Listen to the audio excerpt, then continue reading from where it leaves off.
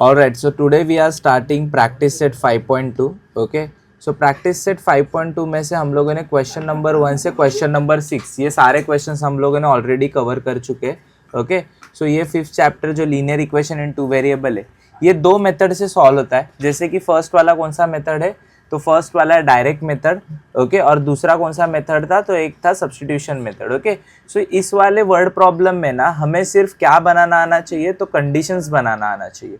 एक और दो कंडीशंस अगर तुम लोगों ने बना लिए तो तुम लोग डायरेक्ट मेथड इस्तेमाल करो या फिर सब्स्टिट्यूशन मेथड इस्तेमाल करो, आंसर्स तुम्हें मिल जाएगा. ओके, सो ऐसे ही 7th वाला क्वेश्चन है, काफ़ी इजी है. यहाँ पर देखो क्वेश्चन क्या डिमांड कर रहा है, वैसे हम लोग क्वेश्चन राइट डाउन करेंगे. The sum of the digits in 2 digits number is a 9. Okay, so 2 digits है और उनका सम कितना है, 9. The number obtained by interchanging the digits exceed the original number by 27. तो यहाँ पर कंडीशन दिया है फर्स्ट द 2 डिजिट नंबर. अभी ये जो नंबर्स है ना ये 2 डिजिट नंबर है, 2 डिजिट वाले नंबर है. कौन से भी हो सकते हैं हमें पता नहीं है. अगर कोई भी चीज अगर 2 डिजिट का होता है तो यहाँ पर तुम लोगों ने बचपन में सुना होगा कि इस वाले प्लेस को टेंस प्लेस बोलते हैं और इस वाले प्लेस को क्या बोलते हैं, यूनिट प्लेस बोलते हैं. बराबर, तो हमें 2 नंबर्स बनाने, इसीलिए मैं यहाँ पर एक ओरिजिनल नंबर बोल रहा हूँ और एक न्यू नंबर बोल रहा हूँ. सो यहाँ पर हम लोग देखो मैंने यहाँ पर लिखा है x और y जो टेंस प्लेस है, मतलब ये हम लोग कंसिडर करते हैं ये वाला नंबर x है. यूनिट प्लेस में ये वाला नंबर क्या है, y, क्योंकि हमें पता नहीं है. यहाँ पर 25 भी हो सकता है, यहाँ पर 68 भी हो सकता है, यहाँ पर 79 भी हो सकता है. वी डोंट नो, इसीलिए मैंने यहाँ पर लिखा है x और यहाँ पर क्या लिखा है, y. सिमिलरली यहाँ पर न्यू नंबर लिखा है, बट ये वाला जो न्यू नंबर है ना ये इंटरचेंज करके लिखना है. मतलब y को पहले लिखो और x को बाद में लिखो, ऐसे करके लिखा है. अंडरस्टूड, यहाँ तक समझो. The sum of 2 digit number निकालना है ना. ओके, तो इसीलिए यहाँ पर ओरिजिनल नंबर, न्यू नंबर, इनको इंटरचेंज कर कर यहाँ पर लिखा और ये ओरिजिनल नंबर. ऑलराइट, अभी वैल्यू ऑफ नंबर देखो. अगर मुझे बताओ कि जो भी चीज टेंस में होती है, ओके, अगर मेरे पास 62 है बराबर, तो इसे अगर मैं स्प्लिट करूंगा तो क्या होगा, 60 + 2. मतलब इस 6 ने किसके साथ मल्टीप्लाई किया, 10 के साथ. और ये 2 अकेला है ना, मतलब ये 2 किसके साथ मल्टीप्लाई करता है, 1 के साथ. ओके, तो सिमिलरली ये x जो है मेरा, ओके, ये कुछ तो नंबर होगा, बट ये हमेशा मल्टीप्लाई किसके साथ करेगा. और ये जो y है ये भी कुछ तो नंबर है, बट ये मल्टीप्लाई किसके साथ करेगा, 1 के साथ. तो ऐसा कुछ वैल्यू नंबर मिलेगा हमें. ओके, 10x यहाँ पर मिलेगा और यहाँ पर 1y. 1y नहीं लिखते हम लोग, सिर्फ क्या लिख देते हैं, y. सिमिलरली यहाँ पर मुझे बताओ ये 10th नंबर है, तो यहाँ पर स्वरा ये किससे मल्टीप्लाई करेगा, 10 से. यहाँ पर x किससे मल्टीप्लाई करेगा, तो 1 से. अंडरस्टूड, और इससे हमें ये वाले नंबर्स मिलते हैं.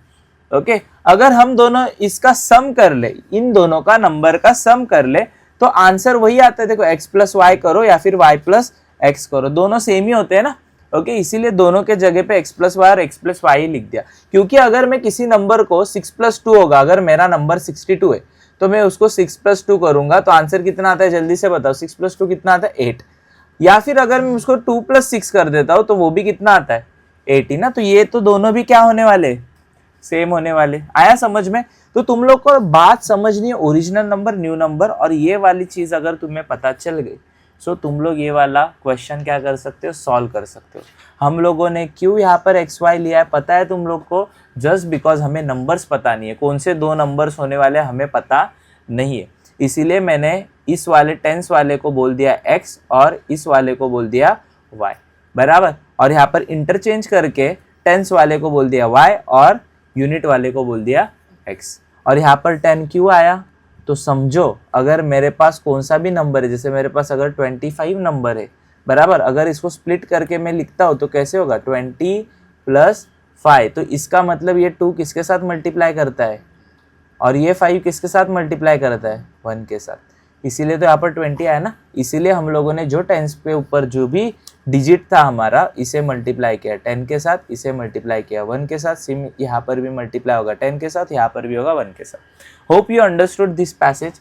बराबर, ये जो चार्ट है वो तुम लोग को पता हो गया. ओके, समझ में आ गया. Now let's move to the how to solve it. सबसे पहले देखो, let the digit in the tens place को हम लोगों ने और यूनिट प्लेस को क्या कंसिडर कर दिया, y. The digit of the 10 + b x and the unit place b y. ये चार्ट सेम हम लोगों ने पिछले बार भी बनाया था. ओके, वही चार्ट हम लोगों ने यहाँ पर फॉर्म किया. दोनों का अगर सम करते तो हमेशा सम क्या आएगा, सेम। तो यहाँ पर x प्लस वाई लिखो या फिर y प्लस एक्स लिखो, बात तो सेम ही होती है ना, इसीलिए दोनों के जगह पे क्या लिख दिया मैंने, x plus Y, X plus Y. Understood. ये नंबर कैसे आया, ये नंबर कैसे आया सबको पता है, ओके। एक बार x को टेंस प्लेस पे रखा था, एक बार यूनिट को टेंस प्लेस में रखा था, यूनिट प्लेस में रखा था, फिर यूनिट को कहाँ पर रख दिया, अगले वाले में टेंस प्लेस में, और इसको कहाँ पर रख दिया, यूनिट प्लेस में। तो दो नंबर्स हमें मिलते हैं, ओरिजिनल और न्यू नंबर मिलता है। सो अभी कंडीशंस यहाँ पर देखो, the sum of the digits in the 2 digit number is a 9। Sum of the digit in the 2 digit is a 9। पहला डिजिट क्या था, x, दूसरा डिजिट क्या था, y। इनका सम कितना आना चाहिए, पहली इक्वेशन मिल गई। According to the first condition x plus Y is equal to, आया समझ में। According to the second condition, चलो सेकेंड कंडीशन पढ़ लेते। The number obtain by interchanging, obtain by interchanging ये मिला था ना मुझे, ऑब्टेन बाय इंटरचेंजिंग क्या मिला था मुझे, 10y plus x. So number obtain by interchanging the digit exceed by the original 27। कितने से बड़ा है, 27 से। कौन बड़ा है, तो ये बड़ा है। किससे बड़ा है, तो ओरिजिनल नंबर से बड़ा है, मतलब 10x प्लस वाई से बड़ा है। सो यहाँ पर देखो कुछ वही मिला है, नंबर ऑब्टेन बाय इंटरचेंजिंग, ये पहले आया, यहाँ पर 27 आ गया और ये ओरिजिनल नंबर आ गया, ओके। मतलब हम लोगों ने यहाँ पर पढ़ा द ऑब्टेन बाय इंटरचेंजिंग, मतलब ये मैंने लिख दिया 10y प्लस एक्स बराबर the digits exceed by the original number. Original number क्या है रे, तो 10x प्लस वाई है, ये है ना ओरिजिनल नंबर, प्लस क्या है 27। सो यहाँ से हमें क्या मिलेगी, सेकेंड इक्वेशन। तो अगर मैं इसे सॉल्व करता हूँ, ये 10x, ये सॉरी ये 10y, ये 10x, ये सारे यहाँ पर आ जाएंगे, ये y भी यहाँ पर आ जाएगा, आगे सारे। मुझे बताओ x में से 10x जाता है तो कितने बचेंगे, -9x, क्योंकि यहाँ पर कुछ नहीं, मतलब 1 होता है ना, 10 में से 1 चला गया तो माइनस रहेगा, क्योंकि -10 कौन सा नंबर है, ग्रेटर नंबर है बराबर। यहाँ पर देखो 10y में से y जाता है तो प्लस 9y आता है, क्योंकि 10 में से 1 गया तो 9 आता है, बट ग्रेटर नंबर 10y था ना और प्लस था उसका साइन, इसीलिए यहाँ पर क्या आया, प्लस। 27 बेचारा अकेला यहाँ पर रह गया। अभी अगर मैं डिवाइड करता हूँ सबको 9 से, क्योंकि इसके नीचे भी 9 आ सकता है, इसके नीचे भी 9 और इसके नीचे भी 9, ये कट, ये कट, मतलब यहाँ पर -x प्लस वाई, और 9 के टेबल में 27 कब आता है, 3 मिल गया मुझे। सेकेंड कंडीशन भी आया समझ में। पहला कंडीशन तो काफ़ी बकवास था, ओके, किसी को भी आ जाएगा पहला वाला कंडीशन। ये वाला जो कंडीशन था ये काफ़ी बकवास था। सेकेंड कंडीशन निकालने के लिए हम लोगों ने थोड़ी सी मेहनत की, बट वो भी काफ़ी ईजी है, okay. So dividing both side by 9 करने के बाद ये कुछ मिलता है। अभी यहाँ पर तुम लोग कंपेयर करो, ये फर्स्ट इक्वेशन और स्वरा ये सेकेंड इक्वेशन, यहाँ पर +x है, यहाँ पर -x है। दोनों को कट करने के लिए क्या करेंगे, एडिशन, क्योंकि दोनों के साइन जब भी ऑपोजिट होते यदु, तो हम लोग क्या करते, एडिशन करते। दोनों के साइन अगर सेम होते तो हम लोग क्या करते, सब्सट्रैक्शन। तो एडिशन करते वक्त इसको ऊपर लिखूँ या फिर इसको ऊपर लिखूँ, मैटर करता है। चलो फिर किसी को भी ऊपर लिख दिया, देखो ये कट हो गया, ये कट हो गया, y कितने आए, 2y आए, 9 और 3 कितना आया, तो यहाँ पर कितना आता है 12। ये 2 को लात मारा y ने तो वो नीचे गया, 12/2 आया, मतलब y का वैल्यू कितना मिला है, 6। इसी वैल्यू को ईजीएस्ट इक्वेशन में डालो, मतलब कौन सा है, पहला वाला इक्वेशन। सो यहाँ पर मैंने लिख दिया substituting y = 1 in the equation number 1, x + 6 = 9। So x का वैल्यू कितना मिला है, 3। सो ओरिजिनल नंबर अगर मुझे निकालना है, उन लोगों ने फाइनल में क्या पूछा है, फाइंड द 2 डिजिट नंबर, जो ओरिजिनल है वो हमें निकालना है। तो ओरिजिनल नंबर क्या था, 10x प्लस वाई था। देखो यहाँ पर 10x प्लस वाई था ना, तो यहाँ पर 10 के जगह पे 10, x के जगह पे क्या है, तो x के जगह पे हमें मिला है, कितना मिला था आंसर, 3 मिला, तो वो सब्स्टिट्यूट किया। y के जगह पे क्या मिला है, 6। 10 3 कितना आया, 30 + 6 कितना आता है, हो गया ख़त्म। आया समझ में सबको, okay. You can take a screenshot also. Now let's move to the question number 8। अभी क्वेश्चन नंबर 8 देखो, यहाँ पर सीधा सॉल्यूशन है, क्योंकि ये सब भी बकवास है, यहाँ पर ज़्यादा दिमाग लगाने की ज़रूरत नहीं है। यहाँ पर ट्रायंगल ABC दिया है, चलो मान लेते हैं एक ट्रायंगल है ABC नामक, बराबर। A = to the sum of the measure of angle B and angle C। कितना ईजी बोला, देखो A एंगल जो A है वो इक्वल है, किसके साथ इक्वल है, एंगल बी और एंगल सी के सम के साथ, सम मतलब एडिशन के साथ, यही है ना। तो ये मेरा क्या होगा, इक्वेशन नंबर 1, वही लिखा क्या मैंने, equation number 1, angle A is equal to sum of angle B plus angle C, यही तो लाइन वो बोल रही है। हो गया, हाथ तक समझ में आ गया, ओके। अभी आगे देखो, also the ratio of measures angle B angle C, इनका रेशियो क्या है, 4:5 है। चलो ये सेकंड कंडीशन होगी। The find the measure of angles of the triangles, तो ट्राइंगल्स के अंदर कौन से एंगल्स है स्वरा, ए है, एंगल बी है, एंगल सी है, तीन ही एंगल होंगे ना, तो इनके वैल्यूज चाहिए, किसी का 30 होगा, किसी का 90 होगा, किसी का 70 होगा, ऐसा हो सकता है ना, तो फाइंड आउट करना है। फर्स्ट कंडीशन कैसे आया, सबको पता चला, पहली ही लाइन दी है यहां से लेकर यहां तक फर्स्ट कंडीशन की।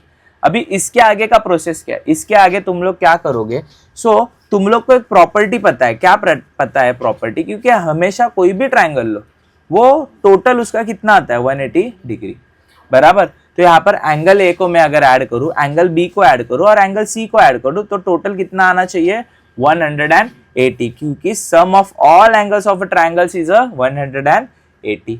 अभी मुझे यहाँ पर बताओ कि ये जो बी सी है, angle B plus angle C, इसके जगह पे मैं ए लिख सकता हूँ क्या, क्योंकि ए इन दोनों के साथ क्या था, इक्वल, पहले कंडीशन में बोला है ना। तो अभी यहाँ पर जो ए है, एंगल है, उसको तो मैंने एज इट इज लिख दिया, बट एंगल बी और एंगल सी के जगह पे मैं क्या लिखूंगा, आया समझ में, ओके। क्यों लिखा वो, क्योंकि उसका रीजन ऊपर ही दिया है ना, देखो इन दोनों के जगह पे हम लोगों ने क्या लिख दिया, बेसिकली ये जो दो है इनके जगह पे हम लोगों ने क्या लिख दिया, एंगल है।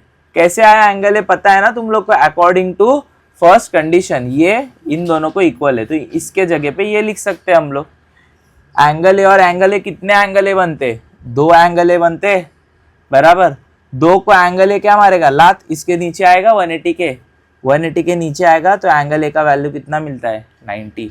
मतलब मुझे तो एंगल ए निकालना था, एंगल बी निकालना था और एंगल सी निकालना था, दादा इसका तो वैल्यू मिल गया, कितना मिल गया, 90। अभी मेरे पास क्या बचा है निकालने के लिए, एंगल बी और एंगल सी। वो निकालने के लिए मैं क्या करूंगा, तो जो एंगल ए का वैल्यू मेरे पास है उसे ही सब्सटीट्यूट करता हूं ना इसके अंदर, तो यहां पर कितना आएगा, 90, और मुझे क्या मिलेगा, एंगल बी और एंगल सी का वैल्यू। सब्सटीट्यूट करने के बाद ए के जगह पे 90 आएगा, तो एंगल बी और एंगल सी का वैल्यू कितना मिला, 90। बट दादा हमें सेपरेट वैल्यू चाहिए ना बी और सी का, चलो फिर सेपरेट भी निकालते। सो ये कंडीशन मिल गया सेकेंड, ओके। सेकेंड कंडीशन कहाँ से निकाला, फर्स्ट वाले कंडीशन में ये वाला वैल्यू सब्सटीट्यूट कर दिया, बराबर। तो ये कुछ हमें ऐसा मिलता है, मिल गया according to the second condition. जो सेकेंड कंडीशन है वो क्या बनेगी, तो यहाँ पर देखो क्या बोला है, also the ratio of measures of the angle B and the angle C is 4:5, मतलब बी अपॉन सी ये क्या है, 4/5। देखो यही दिया है ना उन लोगों ने, रेशियो बोला है ना, रेशियो मतलब न्यूमैरेटर और डिनोमिनेटर, तो वही था, ये लिख दिया मैंने, angle B upon angle C. अभी बी बोलेगा भाई मेरी वैल्यू चाहिए, इधर से तू हट, इधर चला जा, गया वो इधर चुपचाप, तो सी यहाँ पर दिख गया तुम लोग को, तो ये मुझे एंगल बी का वैल्यू मिला। इसी एंगल बी के वैल्यू को अभी मैं सब्सटीट्यूट करता हूँ किसमें, इक्वेशन नंबर 2 में। ये जो वैल्यू निकाला इसको सब्सटीट्यूट करो इसके अंदर, तो सब्सटीट्यूट करने के बाद यहाँ पर हमें क्या मिल रहा है, बी के जगह पे क्या डाल दिया मैंने अभी, 4/5 एंगल सी। देखो ऐसा था ना, angle B plus angle C is equal to 90। So B के जगह पे नई वैल्यू ये आ गई, यहाँ पर आ गई, सी के जगह पे सी और 90 के जगह पे 90।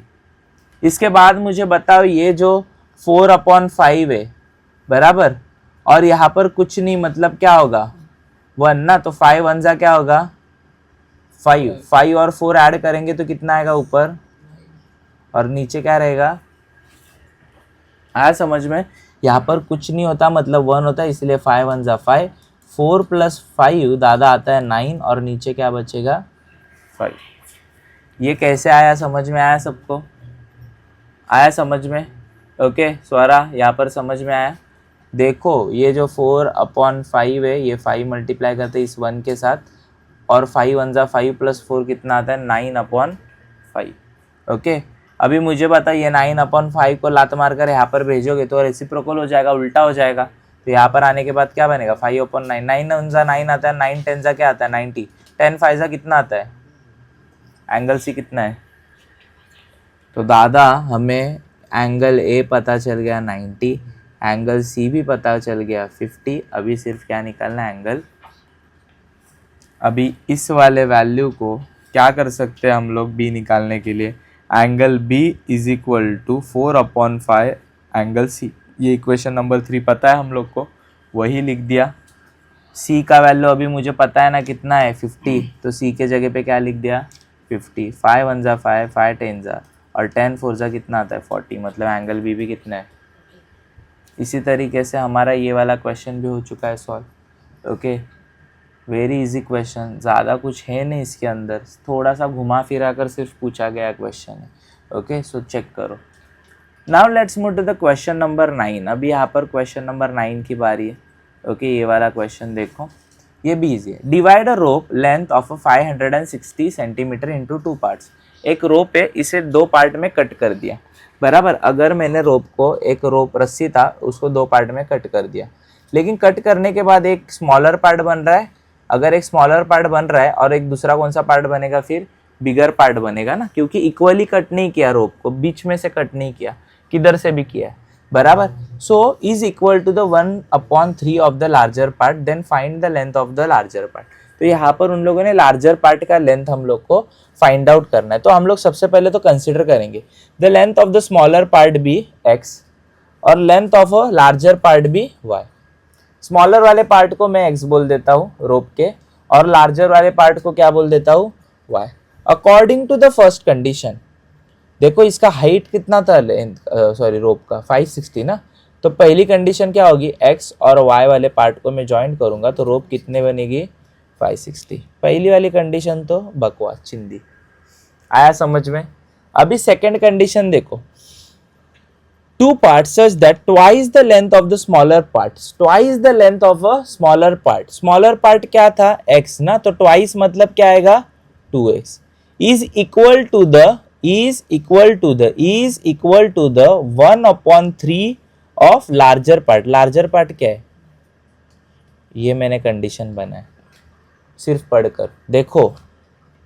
2 parts such that the length of smaller part, यहां से चालू होता है, length of smaller part मतलब क्या है, smaller part x is twice ना, उन लोगों ने बोला था क्या ये twice है मतलब 2x, is equal to 1/3 of larger part, वो क्या होता है y। यही लिखा है यहाँ पर 2x is equal to 1/3 into y। Okay, सो मुझे पता ये 3 यहाँ पर कूद कर यहाँ पर चला आएगा, तो इंटू बनेगा ना, यहाँ पर डिवीजन से यहाँ पर आएगा तो इंटू बनेगा, तो 2x इंटू 3 कितना x बनता है 6x। y मल्टीप्लाई करेगा 1 को तो क्या बनेगा y, तो y यहाँ पर जब भी जाएगा तो 6x माइनस क्या बनेगा, तो 6x minus y equals to 20 होगा। Okay, this will be the equation number 2। सो यहाँ पर इक्वेशन नंबर 1 और 2 का कंपैरिजन करो, प्लस y दिख रहा है श्रेयस, यहाँ पर माइनस y दिख रहा है, दोनों को कट करने के लिए क्या करेंगे, एडिशन करेंगे। ये सेकेंड वाला कंडीशन आया समझ में। ओके, एडिशन करेंगे तो कैसे भी कर सकते, कौन सा भी इक्वेशन ऊपर कौन सा भी इक्वेशन नीचे। ये y क्या हो गया कट, 6x और x कितना आया 7x, 560 + 0 560। x को लात कौन मारेगा, तो x बोलेगा भाई उसको कोई लात नहीं मार सकता, वो 7 को लात मार कर भगाएगा इसके नीचे। 560 के नीचे अगर 7 आता है तो 7 1 जा 7, 7 के टेबल में 56 कब आता है 8 जा 0 कट करो तो आंसर x का कितना मिला 80। इसी आंसर को हम लोग सिंपलेस्ट इक्वेशन, मतलब कौन सा है रे सिंपलेस्ट इक्वेशन, तो सिंपलेस्ट इक्वेशन है फर्स्ट, इसमें क्या कर देंगे सब्सटीट्यूट। सो सब्सटीट्यूट करने के बाद यहाँ पर देखो, तो यहाँ पर था 6, यहाँ पर x के जगह पे क्या आएगा 80 minus y is equal to 0, 6 into 80 आता है 480, माइनस y को यहाँ पर भेजो तो y का वैल्यू कितना मिला 480। मतलब छोटा वाला पार्ट कितना था 80 सेंटीमीटर, बड़ा वाला पार्ट था 480 centimetre. Okay, understood. Okay, so now let's move to the last question only. Okay, so last question देखो, ये भी इजी ही क्वेश्चन है, सिर्फ ये वाला क्वेश्चन भी पूछा जाता है एग्ज़ाम में बहुत बार, और बच्चों को डिफ़िकल्ट लगता है, लेकिन है तो नहीं वो लास्ट में, इसीलिए तुम लोग ऐसा मत सोचो कि ये डिफ़िकल्ट है, ये चिंदी है। एक कॉम्पिटिटिव एग्ज़ाम चले बराबर, उसमें टोटल कितने क्वेश्चंस आए हैं 60। The correct answer would carry the 2 marks. अगर करेक्ट आंसर दिया जाता है तो उसे कितने मार्क्स मिलते हैं 2, और रॉन्ग आंसर दिया जाता है तो -1 हो जाता है। What will be the subtractor? 1 marks will be subtracted. Yashwant has attempt all the questions. He got 90 marks. उसने सारे questions attempt किए और उसे कितने marks मिले? 90 marks मिले. Then how many questions he got wrong? उसे wrong कितना मिला? वापस से सुनो, एक एग्ज़ाम है, एग्ज़ाम के अंदर 60 questions है, ऑलराइट। अगर कोई बच्चा बराबर एग्ज़ाम का आंसर देता है तो उसे 2 मार्क्स मिलते हैं। अगर कोई बच्चा रॉन्ग कर देता है तो उसका -1 भी हो जाता है। बट यशवंत में 60 में से 60 क्वेश्चन को अटेम्प्ट किया, सारे क्वेश्चन अटेम्प्ट किए, ओके, बट स्टिल उसे कितना मार्क्स मिलता है? 90 मार्क्स मिलते हैं। तो कैसे प्रूफ करना है? ओके, सबसे पहले यहाँ पर बताओ, मुझे बताओ कि करेक्ट आंसर्स कितने यशवंत ने किए, पता है क्या? नहीं, तो उसे क्या बोलेंगे हम लोग? x। ओके, करेक्ट को कितना मार्क्स मिलता है? तो 2, बट हमें पता नहीं उसने कितने करेक्ट किए, तो यहाँ पर let the number of correct answer be x, यहाँ पर let the number of incorrect answer be y, क्योंकि पता नहीं भाई ने कितने करेक्ट किए और कितने इनकरेक्ट किए। Okay, so according to the first condition, पहला कंडीशन क्या है? करेक्ट आंसर और इनकरेक्ट आंसर मिलाकर टोटल क्या बनते हैं? क्वेश्चंस, टोटल क्वेश्चंस, बराबर। उसके बाद यहाँ पर देखो, Yashwant score 2 marks for each correct answer. एक आंसर को उसको 2 मार्क्स मिल रहा है और एक रॉन्ग को उसको -1 मार्क्स हो रहा है। तो यशवंत गॉट 2x - 1y। सो यशवंत को जो मार्क्स मिला है वो किसके बेसिस के ऊपर मिला है? 2x, मतलब उसने जो भी आंसर्स रॉन्ग राइट किए तो उसको 2 मार्क्स, और जो भी आंसर उसने क्या किए रॉन्ग तो उसको -1। ये लिखने की ज़रूरत है क्या रे? नहीं, सिर्फ -y भी लिखूंगा तो चलेगा, और उसको स्टिल कितना मार्क्स मिला? 90। हो गया इक्वेशन नंबर 2। देखो इक्वेशन फर्स्ट क्या था? x और y दोनों को मिलाकर कितने क्वेश्चंस होते हैं? 60। 2 क्या था? जो यशवंत जो भाई है इसने इतने राइट किए, उसको कितना मार्क्स मिलना चाहिए? 2, और रॉन्ग उसने इतने किए, उसको कितना मार्क्स मिलना चाहिए? -1, और टोटल मार्क्स कितना मिला उसको? 90। तो 2x - y = 90 लिख सकता हूँ, क्योंकि 1 लिखने की ज़रूरत आ गया इक्वेशन नंबर 1 और इक्वेशन नंबर 2। अभी देखो कंपेयर करो, यहाँ पर है +y, यहाँ पर है -y, एडिशन करोगे तो उड़ जाएगा। उड़ने के बाद y और y उड़ा, यहाँ पर कितने x बनेंगे? 3x, और ये 150 बनेगा। x लात मारेगा 3 को, नीचे आएगा 150 के बराबर। 3 के टेबल में 15 कब आता है? 5 0 आया, 50 हुआ। x का वैल्यू कितना है? 50, मतलब यशवंत ने टोटल 50 सम क्या किए? राइट। अगर 50 राइट किए मतलब 10 सम क्या किए रहेंगे? Wrong. So substituting equation x = 15 equation number 1 simplest में कर दिया।